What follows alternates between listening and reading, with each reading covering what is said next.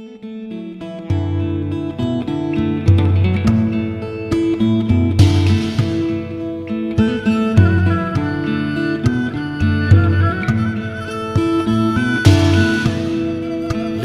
ทะโมนเอ่ยกระโจนตามต้นไม้โผล่เข้าต้นหมากให้หมากไม้ไล่ชิง Sawadee krap, or should I say Sawadee Jiao, because today we're talking about Northern Thailand with Tyrell Haberkorn. Tyrell, welcome.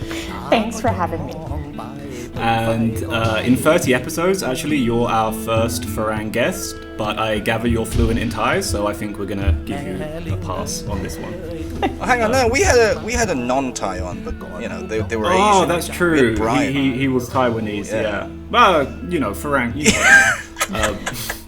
And actually, you know, myself, Samai already gave me a pass as well, so that's why I'm here. So today we're going to be looking at quite a wide variety of topics themed around state violence and the judiciary. So Tyrell is a really perfect guest, as she's certainly one of the most prominent writers on these topics. So it's a real pleasure to have you on. And of course, it's also a secondary pleasure for me personally to have another Farang Northerner or Farang Konmueng or whatever we're called on the show. Some strange sense of solidarity there. So just to introduce your book that we're going to be talking about at first, it is Revolution Interrupted, Farmers, Students, Law and Violence in Northern Thailand, which was published in 2011. And the book is a really fascinating deep dive into a leftist tenant farmers movement in northern Thailand, more specifically in Chiang Mai and Lamphun provinces in 1975, although you do a lot of other background to it. And unlike the communist insurgency, which was going on at the time, this movement was not an insurrectionary one. Rather, the farmers were attempting to work within the legal framework of the state by demanding that existing laws that protected them were actually enforced. However, the movement was nonetheless brutally repressed by the state and its allies. So could you maybe start by giving us a deeper overview of this tenant farmers movement and tell us why you decided to write about it? Sure.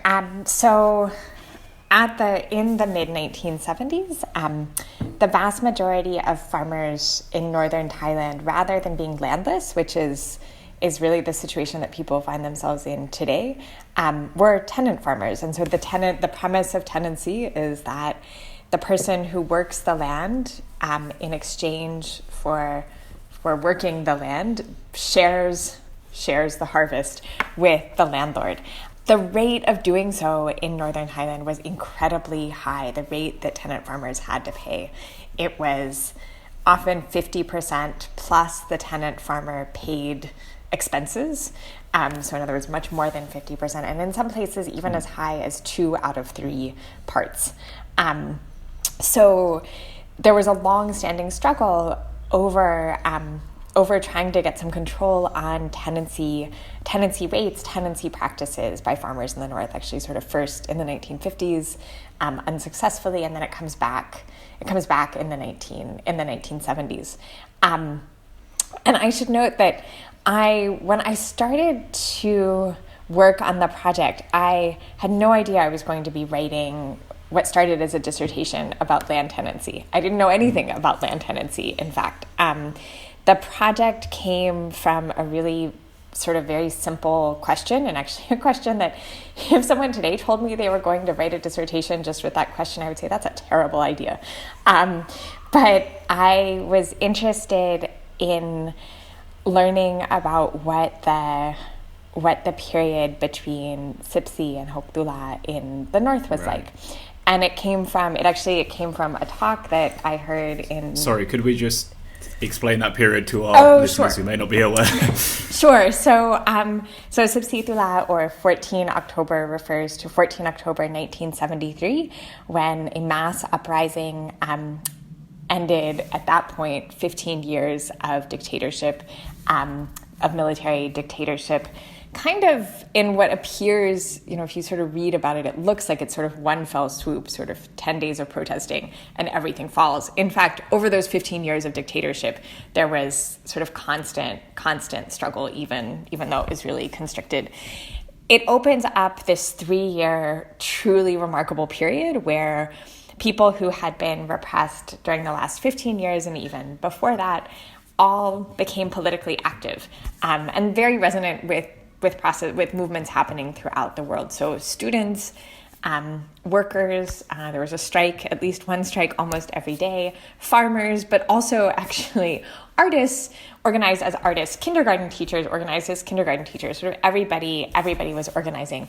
And then it ends really brutally on Hoktula, or 6 October 1976, when one of the many coups in recent Thai history took place after a brutal massacre of students at Thammasat University in the center of Bangkok. And in 2002, I heard a talk, or maybe 2001, actually. 2002, a long time ago. I heard a talk by Ajahn Thongchai Winichagun, and he actually gave a talk about a totally different topic, about the Plapachai riots and massacre in Yawarat in Bangkok's Chinatown in July of 1974. And he made the really simple point that, as he had already written about at that point, and then wrote a really amazing book that came out last year about the ambiguity and silence surrounding the 6th of October 1976, there were many other silenced moments of violence during that period. So I started with that really fundamental question, and then quickly learned that, and you truly had no idea what I was going to write about, and then very quickly learned that the really salient struggle in the North during that period was around land tenancy, and the salient alliances were, between students and farmers, and then also lawyers and also university professors. Whereas in Bangkok, it was students and workers. So that's where it came from. Yeah, and in the beginning of the book, you talk about how farmers are seen as these kind of invisible characters in Thailand, like they don't want to be seen by the urban elite, yet those same urban elites depend on them economically. And I'm sure a lot of listeners know the saying that, farmers are the backbone of the nation. But we saw this real visceral, repulsion among the elite when they had to actually encounter farmers during farmer protest movements. And in the book, you say we saw that in the 70s, and certainly we saw that with the red shirt protests as well in the 2000s. And I think it's a really astute observation about, their invisibility. Could you elaborate a little bit more on that? Sure. I think farmers are meant to be the backbone of the nation, who are never seen, and certainly who never act as though they are full subjects or citizens of that nation. Yeah. Farmers are meant to produce the rice that lands on everyone's plate, but they are not imagined by many of the people who eat that rice to be equal members of the same country. And so that's why you have, I'll stop there. No, I was telling Gabriel that it reminded me of when my mother would be upset at me for leaving rice on the plate. She'd say, the spirits would be very upset. What are you talking about? Don't you mean like the people who slaved away in the fields for hours would be upset? And say, I don't know what you're talking about. But it's interesting that the focus of the farmers was within the system, you could say, within the system, as you state that, as opposed to what was going on at the time, the extra parliamentary struggle, which was carried out by the CPT and such. Why would you say that the decision to operate within the system was made? What was the main reason that the farmers chose that route of struggle, would you say? I think because it was, in a sense, as deep a challenge to the ruling powers as extra parliamentary insurgency was. And that became really clear. In a sense, the violence with which the struggle was made that really clear.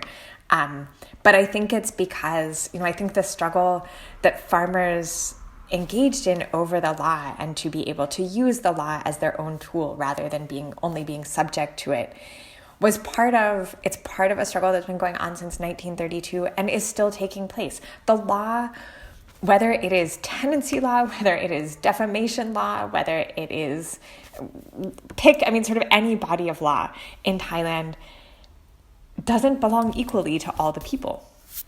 And so in that context, simply the act of behaving as if it does is both dangerous and threatens to upend the system pretty profoundly.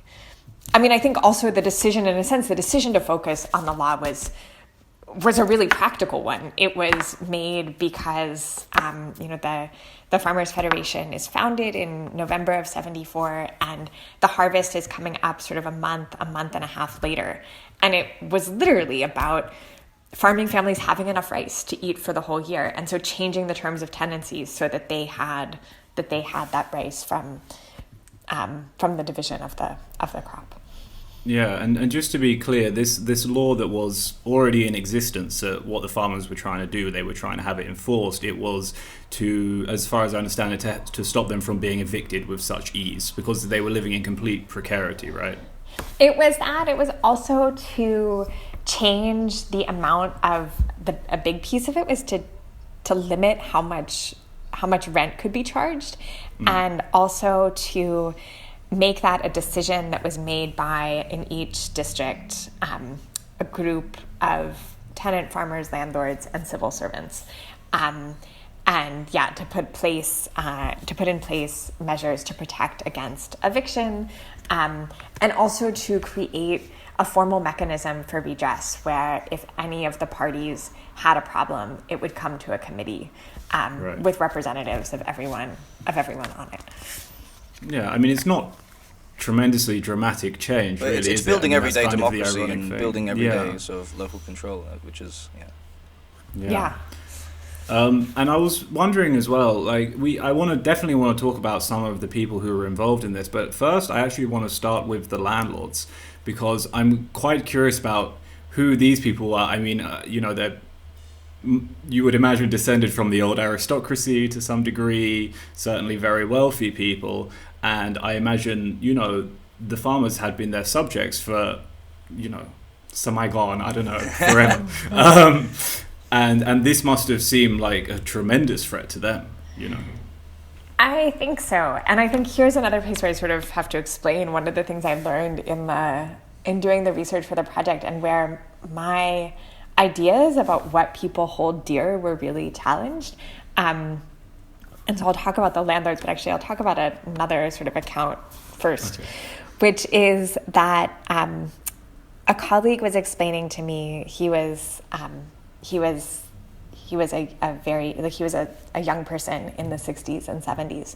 And he explained that in the mid-1970s, he needed to go see a doctor, and he's waiting in the doctor's waiting room, and he can hear the conversation that's going on inside the consulting room. And he hears a woman say to the doctor, "I need sleeping pills for my husband because my husband is afraid that the communists are going to come at night and take all of his wealth." And my friend and colleague who told this story, sort of laughed about it and said, and used it as an illustration of this is what the Cold War felt like. And when I was talking to a student activist from Lamphun who said that his aunt, who was actually, she was a pharmacist, but she owned some land that she collected. Right.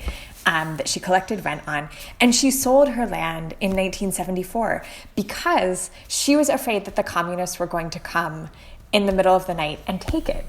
And you hear these stories and you think about them 30, 40 years later, and they're really funny because you can't steal, you can't take away land. It's not like grabbing someone's bag or something. It's but I think that was in a sense, the lived experience of what it felt like for wealthy and even just sort of upper middle class folks at that time. And the reactions of landlords, again, who sort of cover a really wide range, from big landlords, likely descended from Zhao of some kind, to other people who weren't, but who were capitalists, who had a lot of holdings. Also some people who, their whole family's wealth was in the land that they owned. And so they might not be they might not appear as big landowners, but if you have a really big family, then you can be a big landowner. I think what I was most surprised by, and then remembered these stories that I had heard about what the fear of communism looked like, and then I started to understand why landlords acted in this way. I mean, the vast majority of landlords reacted to the land tenancy law passage with anger. And my initial sense was that, it's because they're going to have less rice. And that's why they're angry, because they're going to have less to sell and less to make money from. And that is definitely a piece of the story. But I think they were also being challenged in terms of who they were. They thought they were these beneficent, wealthy people looking after the poor people around them without, they didn't have an analysis that the whole fact that there exists wealthy people and poor people who need the wealthy people to help them, that is a problem. That is a sign of gross inequality. But they had never been confronted with that. And so I think it hit them sort of, if someone was going to write about it today, they would, like the affect studies people would love this. They would say, the affective experience of that. And I think it led them to violence. Who they were was changing. Oh no, so basically, one thing that I often sort of regurgitate is the soft power that the Thai state used in their counterinsurgency against the CPT, being rather than just continuously sending out battalions and platoons to hunt down communists or suspected communists, they would also try and deplatform them by saying, if they're trying to if they're working on the basis that they will seize power in order to improve infrastructure, improve welfare, improve labor rights, we'll do that first, so they don't have a leg to stand on. And so I guess they didn't see themselves as giving things benevolently for the sake of giving things, but they did it in a real politic type way. And it seems like, the people that you described, they saw themselves as the opposite. They didn't think that they were doing anything sneaky. They just did it because they thought that, this is what I'm supposed to do. I'm a landowner. My father was a landowner, so I will do the nice thing at least of letting them work on it. They can. It also kind of sounds like that law, the initial law which we're kind of talking about here, that was passed to help the farmers, was kind of part of that plan from the state to a degree, no? So I think the Land Reform Act was meant to distribute, actually, and they distributed very little. I can't remember the number off the top of my head, but that was meant to distribute unused land. A lot of it was crown land to farmers, was absolutely part of that. I think the Land Rent Control Act wasn't. And I think when they passed it, they had no idea what was going to happen, because the law first existed, there was first a 1950 version that was only decreed for use in central Thailand. And then the version passed in 74 applied to the entire country. And I think they had no idea. I think they thought with the Land Reform Act that absolutely this will solve landlessness in various places. And look, we're doing this thing that it seems quite resonant with what would make the CPT happy. I think they were caught off guard by the kinds of changes prompted by the Land Rent Control Act. So they didn't have analysis, that's what it is. So probably we should talk about what the effects were and some of the people who were involved in this movement. So one of the stories, or one of the people that you mentioned, is Pa Luang Intra, right? Could you maybe tell his story as a kind of example of somebody who was involved in this movement and how they ended up? Yeah, so Palawang Inha Sibunruang was the person who, in many ways, if you say farmer struggle in northern Thailand, he's one of the two people who immediately comes to mind. The other is Palawang Siton Yodkanta. And Inha was he was a resident of Doi Sakhet.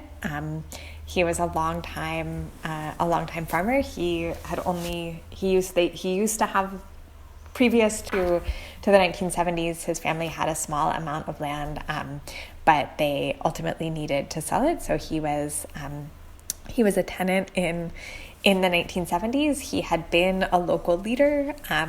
So at the time that the Farmers Federation organized, and it organized sort of parallel to the existing way in which the landscape is broken up. So there were representatives when the organization was founded in 74.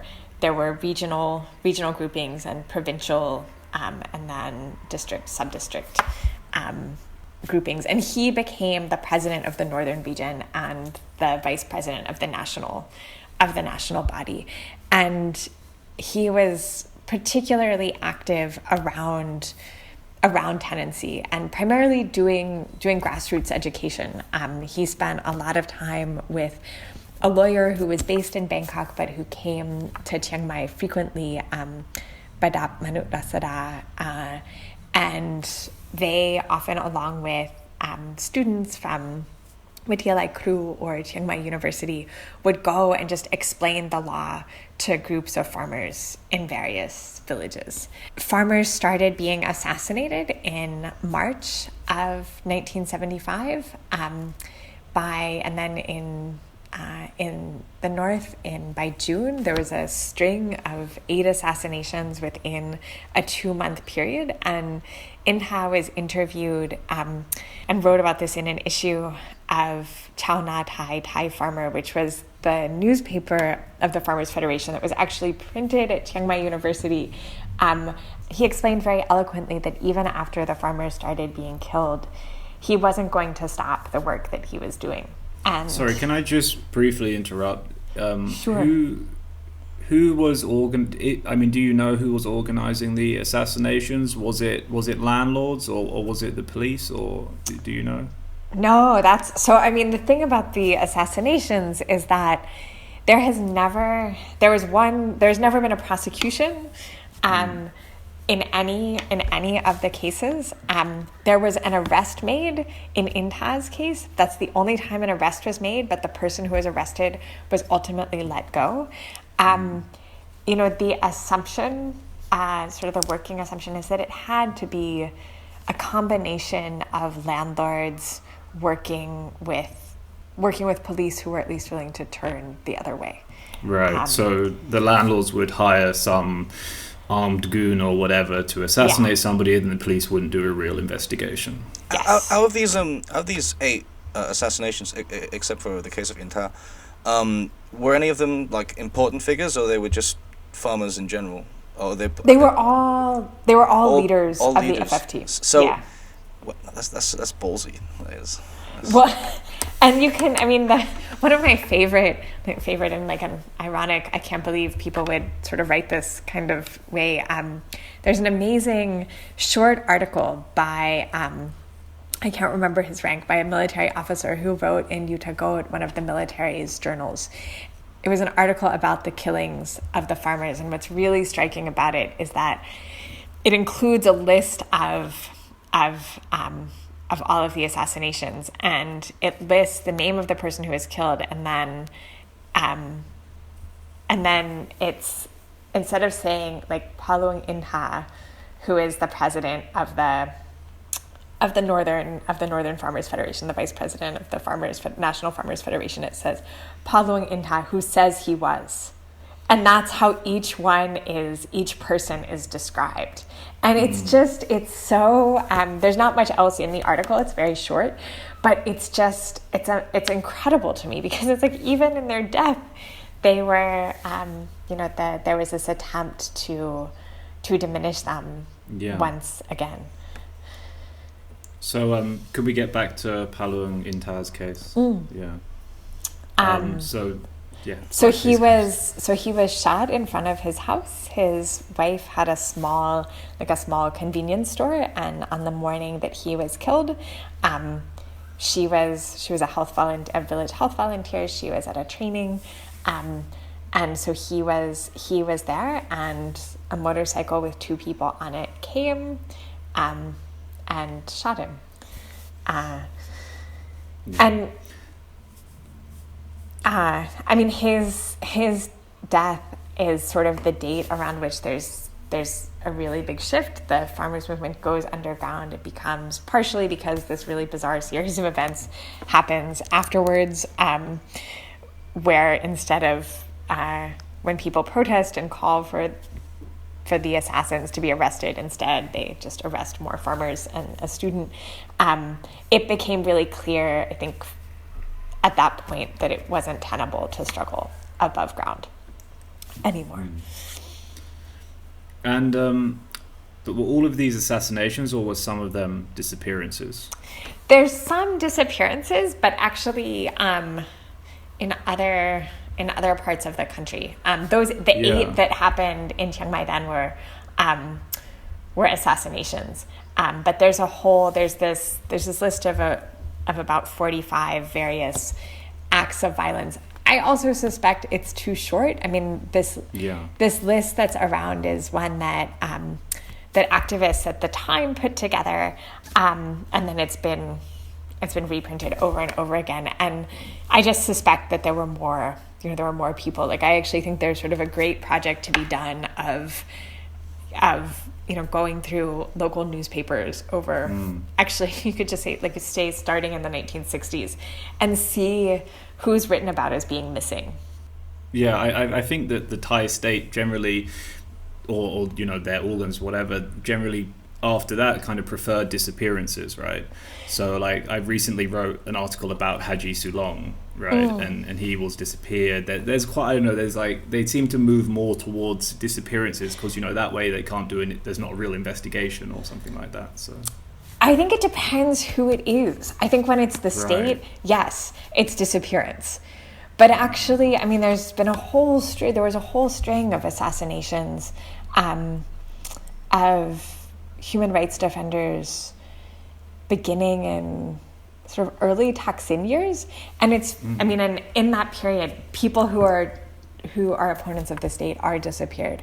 People who run afoul of local capital or even sort of local political interests still tend to be extrajudicially killed. Interesting. Yeah, I never thought about that. Kind of scary. Very.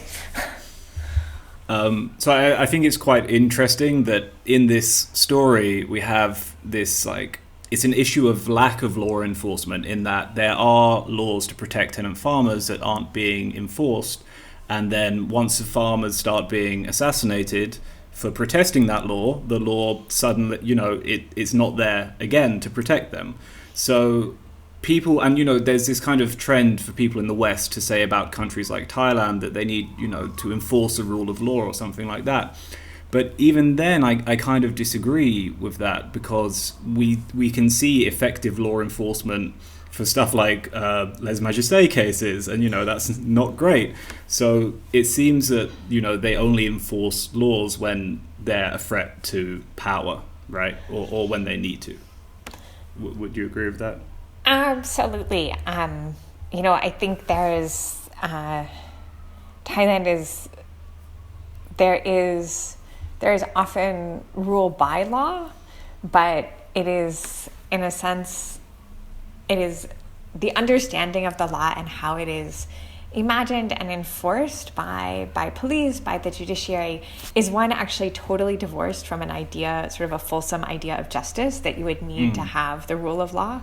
And so it looks, and this is the claim that's made, that the Thai government will make officially whenever there's criticism around the use of Article 112 or the Computer Crimes Act, or the Public Assembly Law. They say, well, we're just enforcing the law.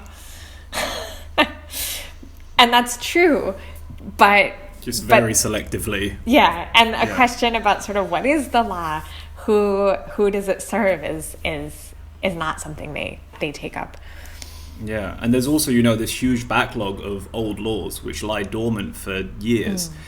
Just to think of one kind of silly example, is when I was living in Chiang Mai, there was, the TM30 thing, right? So there's this old law from the 1950s that foreigners have to declare themselves when they enter a new province. And it was a silly old law that everyone forgot about.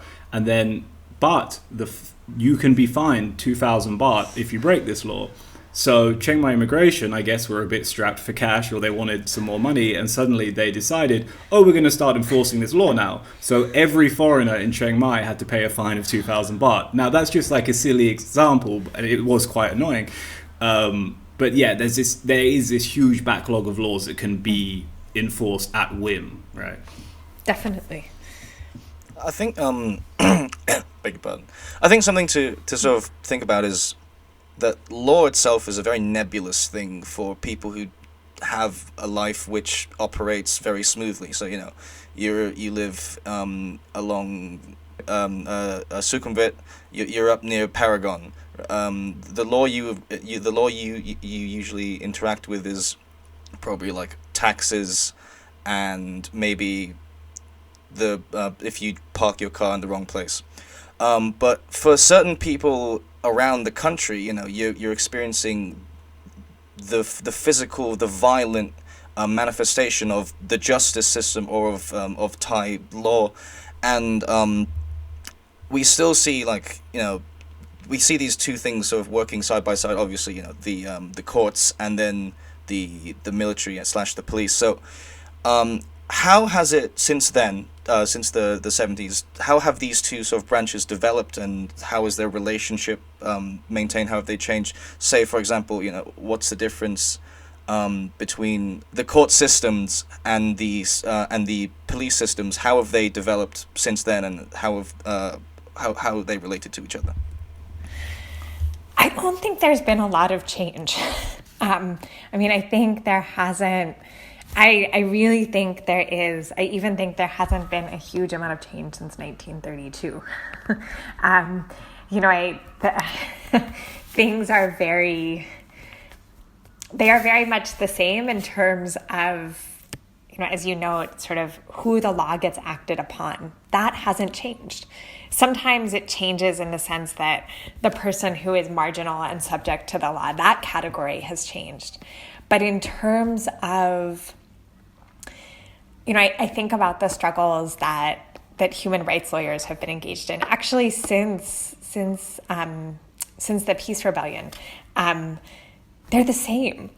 The kinds of cases that are used to silence dissidents haven't changed. The way in which the law is interpreted far in excess of what it actually specifies in order to try to silence people hasn't changed. And I think a big part of the reason is that there is, I should back up and say, the other place you see it is if you look at amnesty laws and amnesty provisions for coups. This is an extremely developed area of jurisprudence in Thailand because so many coups, but there is a profound memory within the Gasitika, the Office of the Juridical Council, that drafts all of the laws in Thailand. And so they pull out similar laws, at different times when they're needed. Amnesties are a great example. Another one is laws around arbitrary detention, which have existed since World War II, and then different kinds of laws come out.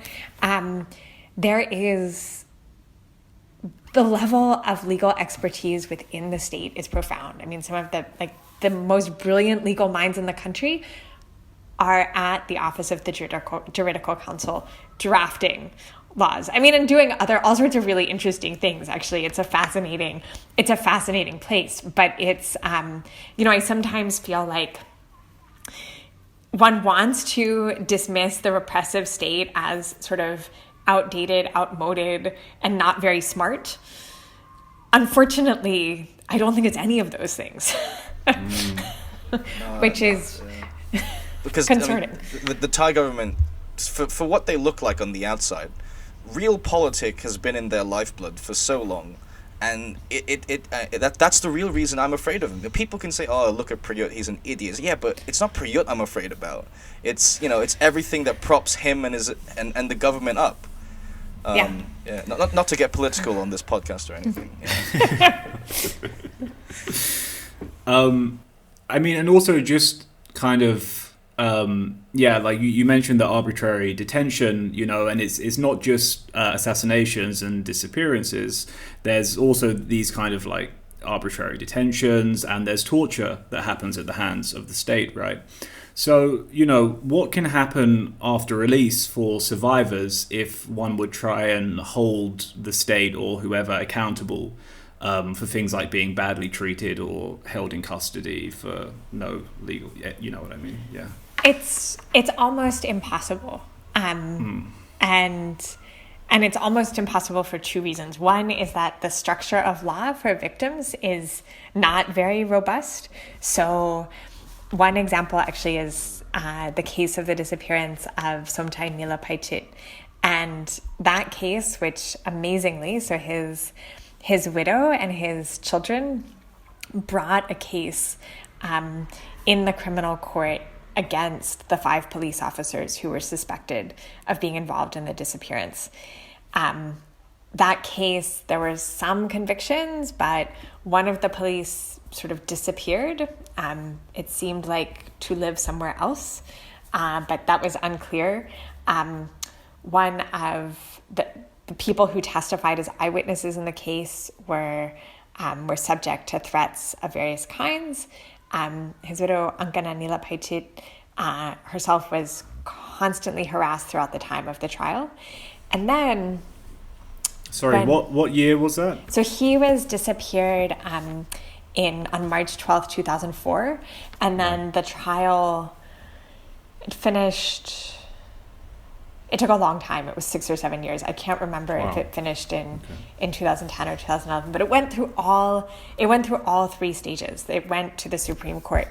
And in that case, the part I found most disturbing is that the Supreme Court ruled ultimately that because there was no body, this can't be a murder case, because Thailand, there is no category of disappearance in Thai law. There's a draft law out there, but it hasn't been passed yet.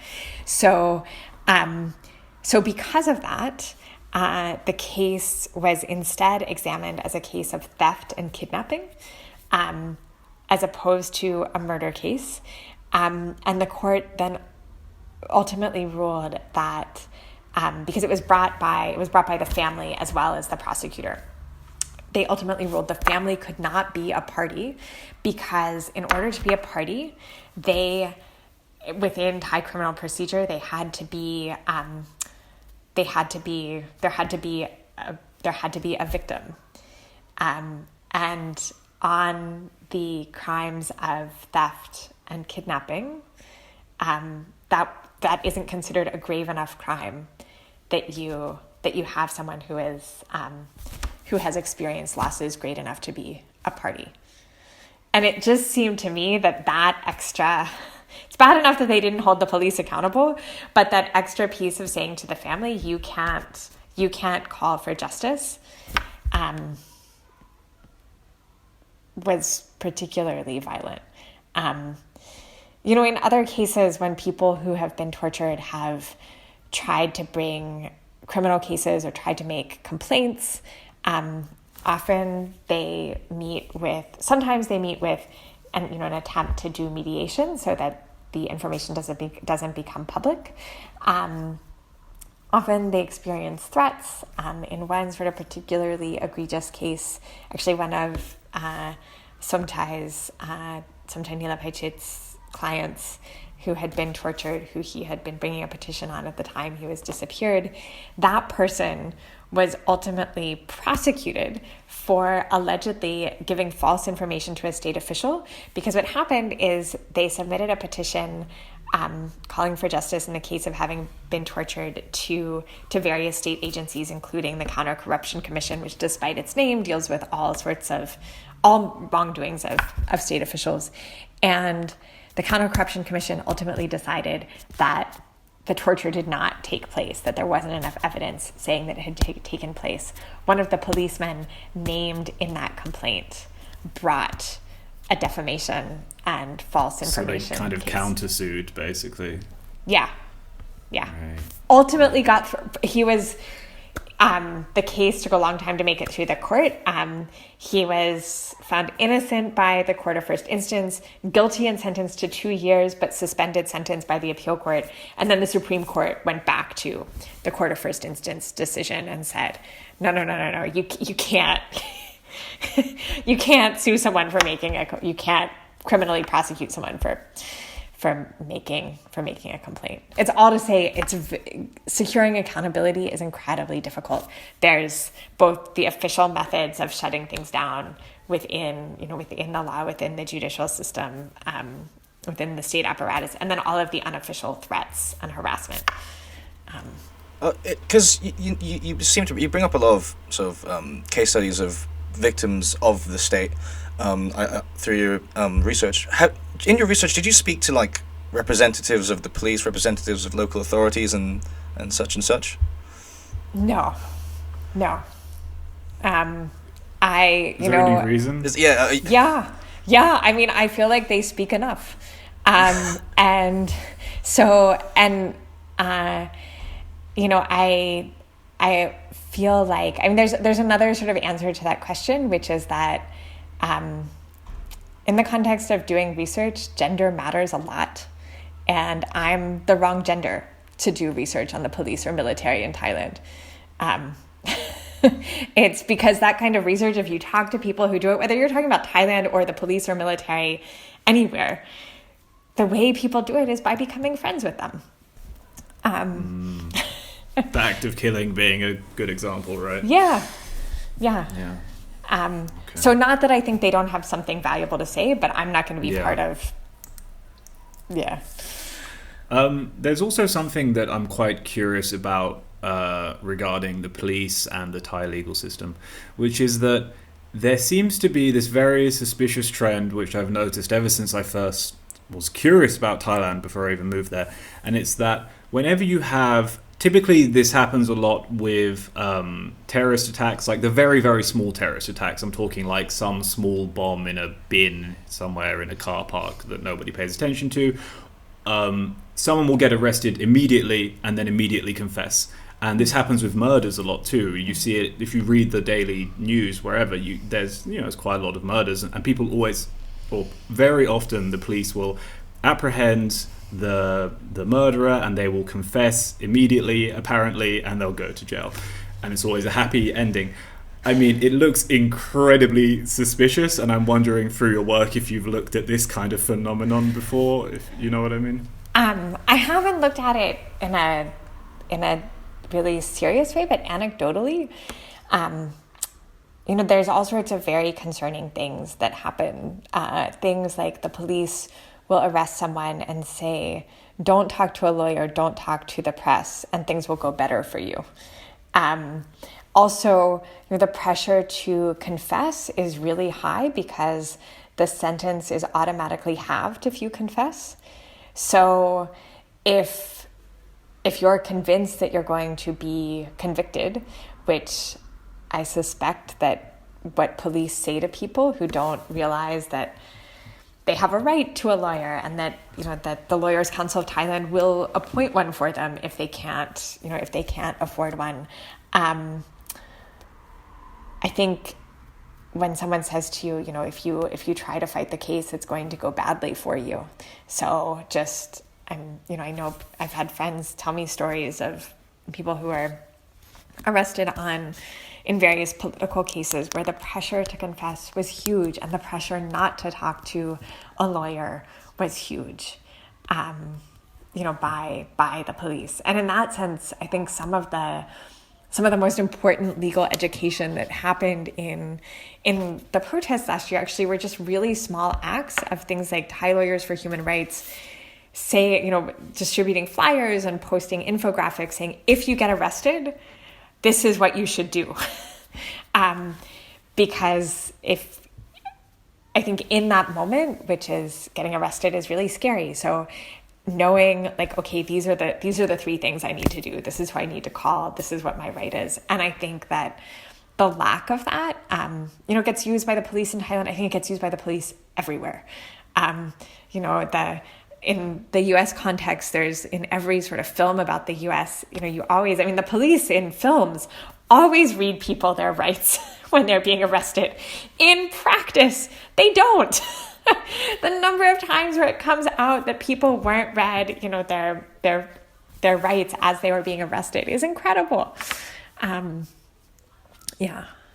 Is that the law that people have read their rights in Thailand? I don't actually know. Yeah, they are supposed to be. So actually, you see, it's interesting when there's more in some of the arrests that took place at the middle to end of last year, when the arrests were recorded by the police and by all sorts of other people. It was actually very. They were very careful to be very complete in their reading of people's rights to them as they were being arrested.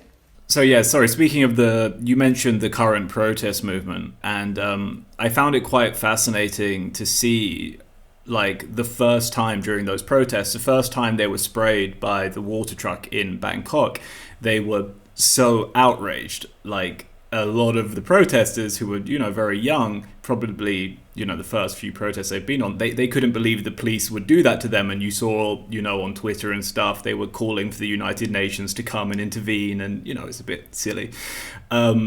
And for me, what I couldn't believe is that given Thailand's long history of very extreme violence by the police and the military against protesters, I couldn't believe how shocked they were.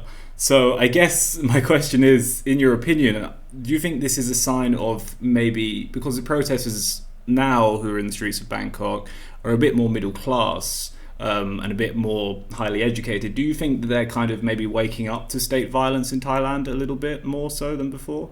Oh, I think absolutely. I mean, and I think you see it. I think you see it in the shift in the interest in violence in the past. So like that you saw in the protests that people were talking about the 6th of October, that people were talking about April, May 2010 and the violence against the red shirts, that people were talking about violence in the South. Takbai. Yeah, it was like, it's a remarkable thing. There was for the commemoration of 6th October at Thammasat that was held this past year, there's a museum project commemorating the massacre, and they did this really amazing sort of on-site installation in the large auditorium hall, sort of in the entry to it, using AR to recreate some of the things that happened, but then also had sort of a more traditional. Sorry, do you mean VR? No, augmented reality. No, augmented reality. AR? Yeah. Oh my God. It's more levels. Okay. It's more levels. Sorry, apologies. I'm not a tech boomer. Yeah. So it was people were able to sort of standing in this place where you were in proximity to places where violence had occurred. You used this iPad and then sort of aimed the iPad at these things. I don't know what you call them, like icon, like they were sort of icon QR code type things, but they weren't QR codes. They were some kind of image. And then you would see through the iPad images of the violence, but overlaid onto the current landscape that you were looking at through, because it was using the camera of the iPad. What was incredible about it was there were thousands and thousands and thousands of people who went to this to this event. In fact, they were only planning to be open. It's a really small group of volunteers who organized it. They were planning on not being open for a long time. They had to extend. And a friend who was involved was explaining to me that she, as she was present, she would listen to the conversations people were having. And many of the people who came were high school students, university students, and they were all really sort of compelled and moved by what they were seeing. This is an amazing thing, because I can tell you, just to come back to Northern Thailand briefly, if you asked, and the vast majority of university students on the CMU campus in 2003 or 2004, even if you didn't ask about what had happened in Chiang Mai, and actually now there's a pretty strong consciousness of what happened in Chiang Mai among current university students, but even if you just said, what do you know about 14 October? What do you know about 6 October? Most people might tell you, sort of the 6 lines they had read about 14 October in their social sciences textbook in high school, and that would be it. So I think there's been a massive shift. That's great. You said the 6 lines like jokingly, but it actually, I read the curriculum. It is like 6 lines based. So yeah. Oh, the government, the state. It is great that people, maybe are waking up to this history of state violence towards civilians. But, at the same time, you mentioned about Chiang Mai. We were talking to someone from Dao Din last week, and she's from Sakon Nakhon. And she only found out 2 years ago, she said, that her grandfather was a communist who was disappeared by the state. And even her parents hadn't even told her. And that's kind of the level of repression. It's within families it's repressed. That's kind of how deep it is. And then even that on a very, micro level, you can kind of zoom out, and even talking about, Black May in 92, like lots of people don't know about it. It's very strange. Like even, university degree people. I tell you what, people in Isan, they know about it, but they maybe don't know the details. But yeah, I still think there is quite a gulf there between the classes in terms of knowing not just the impact of state violence, but the fact that it's actually happened in the past and is still happening. I do think there is a class divide there. Absolutely. Yeah. We're getting interesting when we're bringing up knowledge imbalances and inequality of knowledge. Yeah. So that's what we do on We've this show. transcended the need for material analysis. Let's talk about pedagogy of the oppressed. So just to bring this to a close, and referencing the introduction of the book we mentioned, you reference James Scott, who we at Dindan are big fans of. Big fans. We love it. And so, when you say what he says is regarding a memory of resistance and courage that made lie in wait for the future, it's like everything we've just talked about just now is part of the Thai collective memory or wherever. I'm not familiar with these kinds of studies. All of this is part of Thai history, and it is part of the Thai identity to some extent or another, no matter how much you try and detach yourself from it. And I just think that it's incredibly important going forward that we continue to uncover information and tell stories that you've been telling that need to be told because of this continued and sustained repression by the state and by the state apparatuses. So, to all listeners, go write a book or something. Now, just take a moment to, think about who's not had a voice. Who haven't you heard about? That's the real question. Think about the victims, the unnamed victims of which there are countless who we have no idea. Even their families don't know, like I mentioned before. I mean, we started with the yellow posters, right? Now we got to get to talk about their stories in full depth. And yeah. So from all of us, thank you, Tyrell. Thank you for so coming. much. Thank you so much. Thanks for all the questions. You're so welcome. Okay, so that's it for this week, folks, and we'll catch you next week. Bye-bye.